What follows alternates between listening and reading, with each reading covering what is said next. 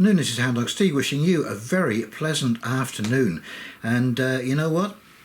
Ladies and gentlemen, I am going to sound like a broken record because I keep talking about this digital identity over and over again and the risks involved in taking on a digital identity. And this story comes from NATO.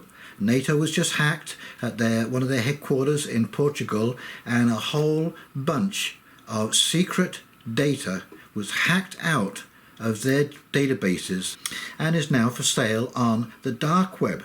Now, what kind of confidence does this inspire?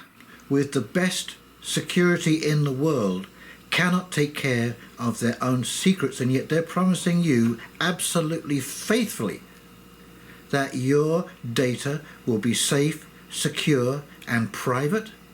And you know the worst of this story is? They didn't even know they were being hacked, along with a missile company that was discovered by the Americans, and the Americans informed them that this was taking place. So if they can't take care of that data, how much do you think they care about your data? How much effort do you think they are going to put into protecting your data if they can't even protect their own stuff? Anyway, let's just take a look at this article. We'll come back and I'll do a quick wrap up. Okie dokie, here we go. So this story from RT, hundreds of secret NATO documents leaked, and this is from the 8th of September 2022. The data is reportedly for sale on the dark web after Portugal's general staff was hacked. Portugal's General Staff of the Armed Forces, EMGFA, has been targeted by a prolonged and unprecedented cyber attack, resulting in the leak of a raft of secret NATO documents, local media outlets reported on Thursday. According to Diário de Notícias newspaper, the Portuguese government was not even aware of the attack until the US informed it of the breach, which has been classified by the nation's authorities as extremely serious. The outlet's source claim that it was the US intelligence community that found hundreds of confidential or secret NATO documents put up for sale on the dark web. According to the report, the notice of the discovery was sent directly to Antonio Costa, the nation's Prime Minister, last August. A spokesperson for the US Embassy in Lisbon would neither confirm nor deny the report, saying they do not comment on intelligence matters, which, just for your edification, is code for, yes, it happened and we're not going to tell you about it. The report indicates that the General Staff has conducted a comprehensive audit of its internal systems and managed to identify the computers from which the NATO documents were stolen. Oh, I thought they didn't know, they wouldn't confirm or deny. The agency also found that rules related to the secure transmission of classified documents had been broken. This cyber attack was prolonged in time and undetectable and used bot program to detect types of document, one of the outlet's sources noted, adding that information was extracted in several phases.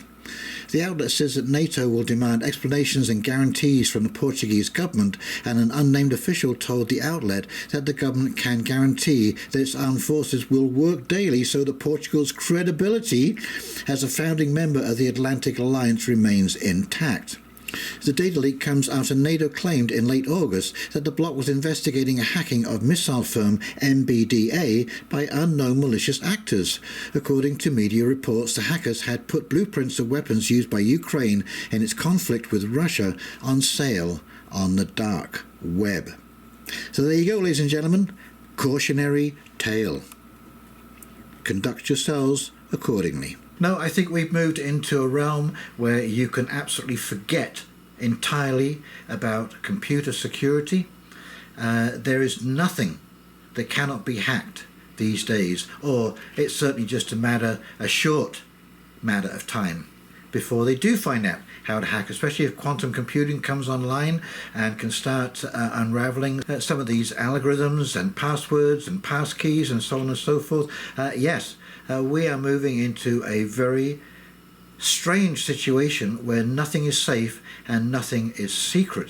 Now the problem is, you see, that when you have a digital identity, and there's another story I'm going to do after this one, and this is where people were basically locked in during an earthquake in Tibet because of the zero COVID in China.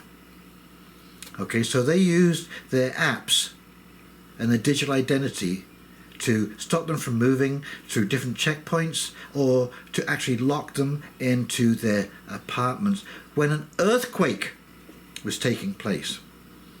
So this is the issue, my friends. You know, you lose complete control over your life, and you know, you will be going from sector to sector, and if there's any issue at all, you get stuck where you are. You can't move, you can't go back, you can't go forward, you can't access anything that's in your bank account, or whatever accounts you may have. Maybe you can't email. Who knows? You can be shut down by a hacker hacking into that system, or your data can be stolen. They can pretend to be you and just empty your accounts.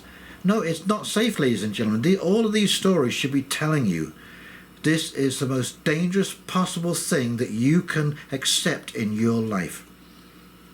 Sure, it might seem handy, but like I say, look at some of the downside and ask yourself seriously, is any upside to this worth the downside risk of losing absolutely everything that you own?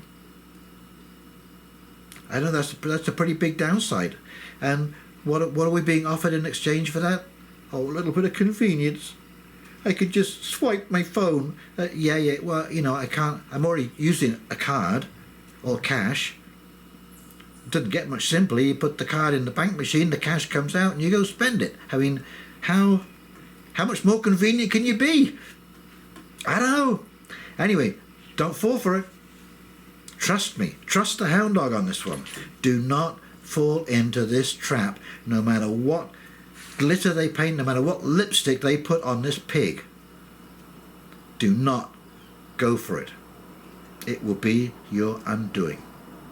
Okay, if you've enjoyed this video, please like, comment, subscribe below, and in the meantime, this is Houndog Steve wishing you a very pleasant afternoon, and we'll talk very, very shortly. You take care now. See ya. Bye.